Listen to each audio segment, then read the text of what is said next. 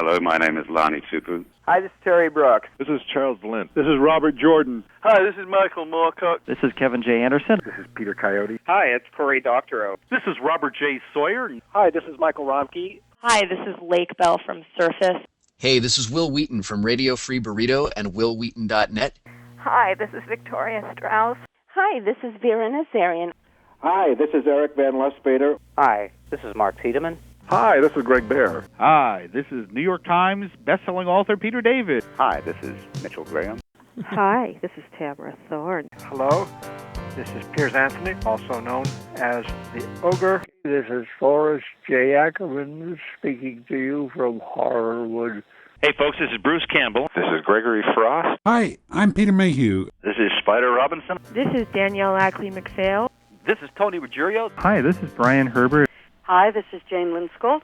This is Bruce Holland Rogers. Hey, this is Bob Salvatore. This is Boris Vallejo and Julie Bell. Hi, this is Kathleen H. Nelson. This is Will McCarthy. Hi, this is Scott Nicholson. Hi, this is Troy Denning. Hi, my name is Tom Piccarelli. This is Don Coscarelli. Hello, this is Tricia Helfer, number 6 from Battlestar Galactica. Hey, this is Michael Trucco. Hi, this is Colin Ferguson. Hey, this is Jamie Alexander. You're listening to Slice of Sci-Fi. Norm Macdonald. This is Dr. Michio Kaku. Hi, this is Walter Koenig. Hi, this is Chase Masterson, and you're listening to SliceOfSci-Fi.com. And welcome back to another episode of Slice of Sci-Fi. I am Summer Brooks. And I'm Ben Raggington. And we have two very, very special guests with us today. John Barrowman and his sister Carole have written some excellent young adult novels, and they are here to gloat to us about how talented the whole family is. I'm more talented than he is. I'm better looking. Wow. Well, for you, Carole, to say that you're more talented than John, that really says something. Yeah, that's a pretty big statement. Because I've seen how talented John is at cons. I mean, he's pretty amazing. So you've got to be just really out of this world. Let's just say I am talented in different ways. How about that? Oh, that's good.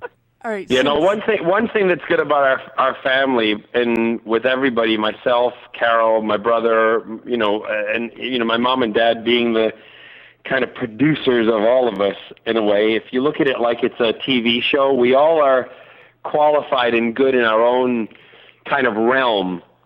And, some of us kind of cross over into those other realms. And, we've got, if you were to put us like in categories as the siblings, I would say my brother is the sportsman, Carole is the intellectual, and I am the entertainer. But having said that, with my sister and I, then what we do is we kind of bleed out of it because I like to think I'm intellectual. And I like to think I'm very entertaining. So we kind of cross over, and then we'll pull each other aside, and she'll say to me, "That was completely wrong," and I'll say to her, "That was not funny." And see, there was one day during Comic-Con that he was talking. Oh, I know, he was on Twitter doing something, and I leaned over, not realizing it was live, and said, "You know something, John? You're not really as funny as you think you are." And somebody ran with that on Twitter and said that has to be the best big sister to little brother line ever. Yeah. Oh, that's so awesome. So there you go. That's us in a nutshell. Now, Carole, you are the university professor, right? Yes. I teach. I'm an English professor at Alverno College in Milwaukee, in Wisconsin. Now, does that mean you do the heavy part of the heavy lifting for the writing, or is there a shared dynamic there? Oh my God, no! I can say this, and she does all the writing. Yes, it's interesting. We have I think what's a pretty unique collaboration, and one that works for our strengths. We both have amazing imaginations, and again, I think that comes from our family. We're big storytellers and always have been. And John and I, we get together 2, 3, 4 times a year, spend extensive amount of time. We outline. When we were pitching the 3 books to the publisher originally, it all happened on a car ride, and we sort of had the big events that we wanted to see happen over the arc of the 3 books. And then he kicks me out of his house, sends me back to Milwaukee, and I do all the writing. And then he really doesn't come back in again until I have a decent draft that he reads and then comes back and says, well, what happened to this idea? Let's pull this out a little more, or I really love this, and honestly, I don't think there was ever anything I really hate, but there was a few things he liked to tweak, but it works for us. It works for how our imaginations work, and it works for the other parts of our life and keeping us connected. Okay, well, it's interesting that you bring this up. Now, given that your two main characters, Matt and Em, are brother and sister, and clearly that the story has ties to Scotland and England, and given that the two characters also have extremely powerful imaginations, how much did you draw from your own personal lives as some sort of source material? Did that, and was that the reason why the both of you wanted to come together and maybe write these series of books? Well, the part of that, if you have to go back to our initial books that we first wrote together, which were my autobiographies. And I always wanted, I'd had success in my career with doing things, obviously with Doctor Who and Torchwood and other stuff that my entertainment shows in the UK, and my profile had grown so much. And a publisher came to us and said, and to myself and my manager, Gavin, and they said, would you guys do an autobiography? And I said, well, I'm too young. And they said, look, go away and think about it and see what you come up with. So I went away and thought about all of the different stuff, and I thought, you know what? Carole's always wanted to be a published author. And, she's done her newspaper articles, and she writes for the newspapers in Minneapolis and Wisconsin and does other stuff, and she has had things published. But if I can do what I'm doing and help someone else's dream come true in the aspect of writing novels and books, then let's go. So I went back to the publishers and I said, I will do the autobiography on one condition, that my sister writes it for me, because there's nobody who knows my voice better, nor is there nobody who's going to, screw me over, because she's a part of the family. So we then, that was the first book that we wrote together, which was on the bestseller list for the Sunday Times bestseller list for 13 weeks in the UK. So it established us right away as best-selling authors. So therefore, we went for, moving further, we did a second installment of it, which was more family stories. And then we decided, and it was on that car journey where we just said, what would be your superpower if you had one? And we started talking, and that's where we came up with the Hollow Earth idea. So it was kind of a progression that really, was meant to happen. And also the fact is that Carole wanted to be, she wants to write, she wants to do books. Eventually she'd like to be writing and not teaching. So if I can assist and help in that way, because I have things that I want to do, and together we can do them, then it's the perfect progression. So that's where the kind of the Hollow Earth and it was birthed really from the first two books that we started writing together. And I would also say that there's probably a little bit of yeah, I didn't even answer the question, did I? That's all right. That's what I'm here for. No, because halfway through it, I'm thinking, where the hell are you going with this, John? Yeah, and you. But no, before you jump in, Carole, with that aspect of did we use parts of our life?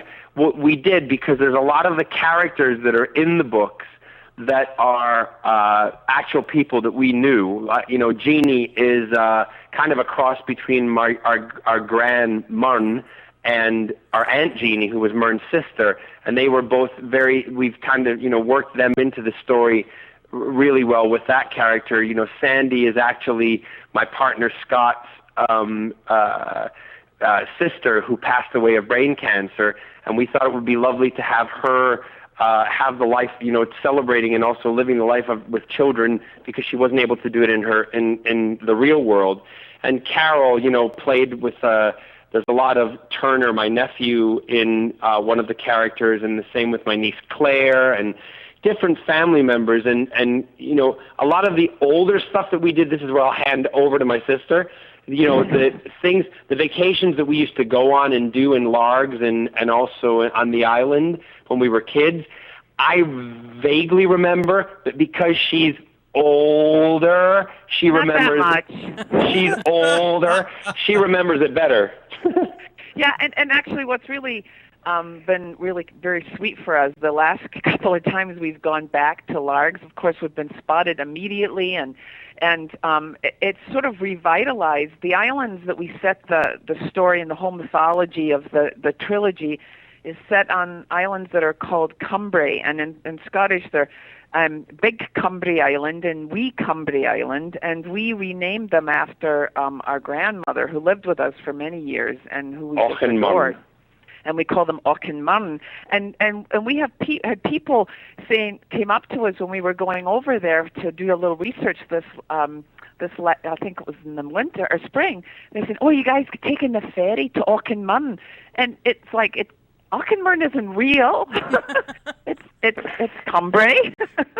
But that's kind of sweet. So there's I think in answer to your question, there's lots of us in it. Yeah, and we're exceptionally proud of our Scottish heritage and our we are Scottish by birth. That's something we can never change, and it's consequently why I still do when I record my TV shows in the UK. I record them at the BBC in Scotland, or I do a pantomime every year in Glasgow for 6,000 people a day for about 4 weeks. And we are very proud of our Scottish heritage, and that's also why we wanted to include it in on that. That's very... I was just going to say, it's also why when John and I are interrupting here, every now and then you'll hear that we're interrupting, but we interrupt each other in Scottish, and then we turn and we talk to you guys in American, which is something that we've always done. And in fact, our kids could always tell when my kids could always tell when I was really mad at them, because I would get mad at them in Scottish, because it really sounds better when your mother's angry with you in Scottish. Well, I love the Scottish and the Irish accents. They're just to me very very lyrical. But I think it must be very special for you guys that the community has started calling the islands what you've named them in the books. Yeah, it's fun, but again, it is weird because you kind of it's that fine line between reality and fantasy. And listen, if they want to rename them, we're all for it. I just thought that was very funny that you mentioned that, because that's one of the things in the book, in Hollow Earth and Bone Quill, that the kids have the ability to bring something to life from their imagination. I'm like, here's fantasy and reality crossing the streams right here in front of us. Correct. Yep. Well, life imitates art and vice versa all the time. And so that is kind of weird. Well, and I also, it's really fun for us too, because we've been told that people take little tour groups around the island, and they look for key places that are in both the books. And so it makes it for us even more important that we really did our research, because you actually, even though you're not going to find a Devil's Dyke in Bone Quill, that's in Bone Quill, the swamp where the Grendel comes out, you can find a swampy area with a standing stone that's an ancient Druid standing stone right at the peak of the island, and we just sort of turned that into Devil's Dyke and the place where the Grendel comes out. So you can actually go and sort of stand there, and then what we'd hope is that kids then think, they let their imaginations go wild, and they can see that happening in front of them. Yeah. Okay, so interesting, very interesting. I think you pretty much answered my question, but I'm going to throw this out anyway. Now, we know that much of the story takes place present day in the UK, England, Scotland, but and I'm probably going to say it wrong because I don't have the brogue, but Auchinmurn. That's good. That's right. Very good. Good. So where did that? So I guess there was some place on the island that just made you think of, or you had some memory of a place, and you thought, oh, that could be Auchinmurn, and you just kind of run with that idea to create this new realm for the book? Let me start out. Well, I was going to just say, John and I, when we were kids, are huge Enid Blyton fans, and she wrote a number of series, very popular writer in the 60s and 70s and even the 50s in the UK, and she wrote a whole series of adventure stories, like they're called the Secret Seven. Secret Seven and the Famous Five. Oh. Right. Yes, and John, I read them first, and then I would pass them on to John, and we loved those. And it was all about kids getting involved in these adventures. And for some reason, Enid Blyton always put them on islands or out in the middle of kind of nowhere in the Highlands or in the wilds of England somewhere. And so I just think in the back of our head we had those stories, and we thought it would just be cool to have a place that becomes established as part of the series. And as John said before, we just had a lot of really good family memories of going to the beach and the seaside right by Largs, and then the two islands, Big Island and the Small Island, are directly off that. They are not very big. John, can you remember how they're like, what, 10 miles? Oh, you can drive around it in 6 minutes. Oh yeah. Oh wow. It's not a big place. It's not a big place, and I say 6 minutes. I'm exaggerating, maybe 15. But you could, in the course of like 2 hours, you could walk across the island. Oh yeah. And they're not very big, but the one thing that I guess why we called it the island Marne, with Ochenmarn and we Ochenmarn, is because the fact that with our grandmother also when we were growing up, we could have put her as a character, but and there's a bit of Jeannie and the real Jeannie, Aunt Jeannie and Marne in the character of Jeannie, but also with what the island is and what it does and the kind of protective aspect of the island, looking over the Animare and the things Don't and the give people any spoilers. I know I'm giving spoilers, but the people who live on it, I mean, the books are already out there, for goodness sake. But the people who do live on it, that's why we called it Marne, because that's the relationship our grandmother had with us. She was very caring, always looked at. She was almost like our second mother. So that's why we called it that. Now, when does the third book come out here in the U.S.? Carol's working frantically on it. Oh, it's still being written. Yeah, that's actually why I'm up in the North Woods right now. I'm trying sort of separating myself off from the world and trying to get this finished.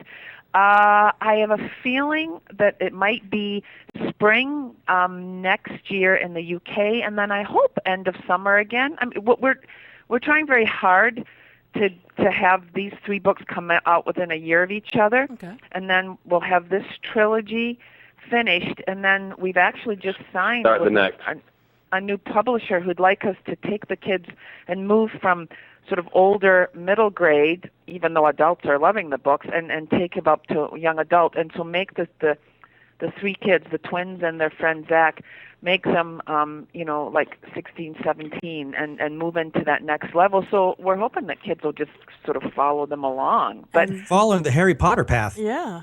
And that's Yeah, that was going to be my next question. Do you see more trilogies or more stories with other kids involved? And there you just answered it. Well, there'll be other. I'm sure there'll be other characters that'll pop in and out, but the main core of characters will stay the same. Yeah, we have so much fun when we're brainstorming the beginnings of these books. We sort of brainstorm them in scenes, and we have so much fun imagining, all right, so what are they going to draw that comes to life, and what are going to be the implications of that? So it seems to me the more kids that we bring into this as they move along, that will do. And maybe we can just give your listeners a little teaser and say that one of the art forms that we're really interested in bringing in the next one is artists who do, like wall art and graffiti art and comics and that kind of thing. So, because we've done a lot, obviously the connections to traditional artists are very strong in these first 3 books. Because there's so many. If you think art nowadays is not just traditional paintings, and you've got poster art, pop art, you've got graffiti art, you've got everything. So we have to try to incorporate that and find a way to get that, and it's difficult because that's where the brainstorming. Carol will be somewhere and I'll be on a flight and I'll text her and say, "How about this?" And actually, and I say texting, not that I text on an aircraft; it's on the internet. Let's just keep it clear here. But yeah, so it's all the different things. But the main core of characters will be somewhat the same. But again, that could change, because when Carole goes away and writes, she might come back and she'll say, something's got to happen. The way it's going, I have to do this, and it's going to have to happen. And then, I trust what she's doing, and we might have an argument about it, but from that point on, we just move it along from there. Yeah, Sorry, someone's at the door, front door here. You guys talk for a second. Let me deal with this. All right. I could hear either Jack or Harris barking in the background there. Yeah, actually what happens is at the very beginning of the first series, the first book, I'm listening to who's answering the door. In the first book... I will give you the cell phone. I'm doing an interview live at the moment. And it's let a them be recorded done here, interview, huh? so I can't disconnect, but I'll give you my cell phone. Sorry, hold on. One of our neighbors has locked their dogs in their car. Oh no! Oh no! And I by accident, and it's really warm here, but the air conditioning's on, so I'm gonna just chit chat and do. There you go. Just dial what you need to dial. Got it. Okay? No problem. Sorry, go ahead. I'll stand at the door while we do this. All right. So I was when we drafted out the first book, the young man Solon, who's a character from the Middle Ages and is an apprentice parchment maker, and he's apprentice to one of the magical monks, if you will, the enchanted monk, and he we were going to kill him off. Second chapter, we just figured. He was meant to, and then and I'm gonna. Sorry, I'm jumping in here, Carole, because Carole then called and she said, "I've fallen in love with him," and I'm like, "What?" She said, "No, I really think he's hot, and I've fallen in love with him, and I can't kill him in the book, in the series, so we're going to have to continue with it." I'm like, this is kind of creepy. You're actually falling for this fictional character.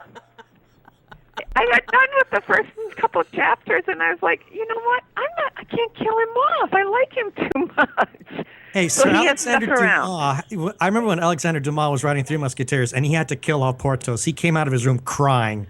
So you're okay, Carole. Thank you. I believe it. So I'm not saying that somebody might not die at the end of this trilogy, but Solon lasted. Has stayed with us. That's awesome. I just found it creepy. As someone who's done a lot of writing, I am quite used to characters getting in your head, and you're like, okay, I can't kill him off. I really can't. For sure. Well, the worst thing is when it'll be like 4 a.m. here in Palm Springs, or when it was in London, and it would be in the middle of the night, and she was up working, and she'd call me, and she'd go, I figured this out, and this is going to happen, but I've got to get them here. So what kind of car are they going to go? And I'm like, Carole, I'll figure that out tomorrow. So go to bed. I always turn to John in those moments if I'm desperate for cars and boats. I think I called him once about there's a scene when the characters have to get across the islands, and I say to him, we really need a boat. And knowing that young boys are going to be reading these books, they're going to want to know what kind of boat they hijack. Because if you could, make a boat come to move for you and sort of come alive for you, and you're going to draw it, you're going to want to know what kind of boat you're drawing. So he saves me some research time sometimes too. That's great. Awesome. Now go ahead. I have a hijack question here for John. Can you give us any Arrow spoilers, really? Please? Please? Arrow spoilers, all I can tell you is this season is going to be kind of like a redemption season for characters that have done wrong and gone down the wrong path. I won't say who, but things will be done a lot in flashbacks. So, without saying yay or nay, Malcolm Merlyn could be arising in the flashbacks. That's all I can really tell you to do with me. But also the series itself. This is when Oliver becomes the hero. I mean, he was the vigilante to begin with, and the thing that I really, that I always said, he and Malcolm were very, very similar in what they did, but just went about it in very different ways. And, when people would ask me, well, what's the difference between them? I would say there's not much, because they're both vigilantes. Just one is much more ruthless than the other. And the other one has a heart. And this is Oliver's heroic stage where he becomes the hero rather than the vigilante. Well, as a big Arrow fan, I like counting the days until that series comes back. I loved it, and watching you on it was a great treat. Well, you'll see more. Cool. Excellent. Just one last question about the books. Are they available for in a digital medium? Yes. They are, and also, go on. I was just going to say the books are available for pretty much any electronic format, and there's a UK version of audiobooks that John read, and he read Bone Quill, which is the second one, in Scottish, because we figured why not? Their kids are Scottish, and it's set in Scotland, so that's kind of cool. And I'm not sure officially if it's released over here yet, the audiobooks, but it certainly will be. But I know you can get them on Amazon, or have them ordered. There's like an extended digital book that you can buy where we actually cut in, and when you hit certain pages, we cut in with video commentary about why we've done what we've done, why the plot is this way, why the characters are doing this. And it's actually quite funny because we, as you can tell with us, we never really talk about what it actually is. We go off on a tangent. I have to get that. There's also one. John, was this not the one that when we did the videotape one time, you and I were fooling around and you pushed me and I went flying right off the chair and you kept the camera running? Was that the one? Yep. We've got that videos on there too. Yep. Sibling abuse. Sibling abuse is right. Wonderful. Well, the two of you have just been awesome. I was very eagerly excited about this interview. And the fact that these books are, they've grabbed so many, people are just so enthralled by what you have written that I couldn't help but want to talk about it. So thank you very much for coming on. Is there any way for people to follow you? I know, John, that you're on Twitter. What about you, Carole? And is there any other social media that the two of you are on? How can they follow the progress of these books? Well, I will go first and say that I have a fan page on Facebook, and it's Carole with an E at the end of Carole, and then an E is my middle initial, Barrowman. And then you can follow me on Twitter at Barrowman Crime, because I'm a big fan of mystery novels, and I write a lot about mysteries and reviews and articles on that genre too. So at Barrowman Crime. And with myself, I am on Instagram,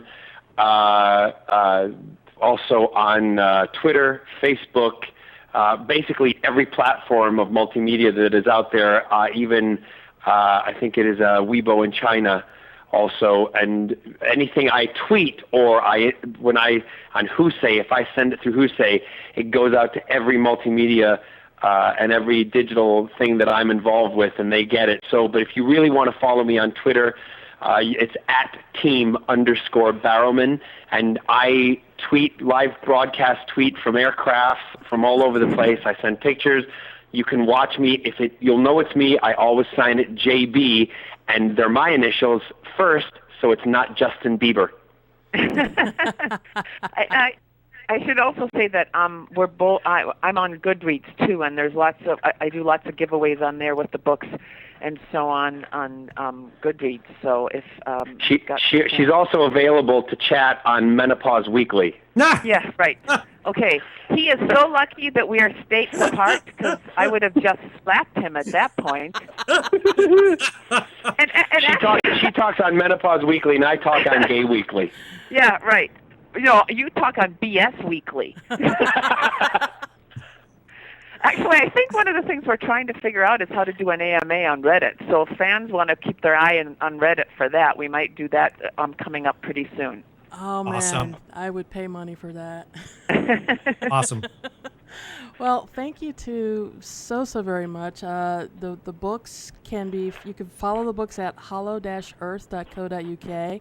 We also have our own Sam Sloan did reviews of both books. You can find those reviews at sliceofsci-fi.com and sliceofsci-fi.co.uk. And once again, thank you both so very much. Oh, you're welcome. Thank you. And we'll be right back with more Slice of Sci-Fi right after this.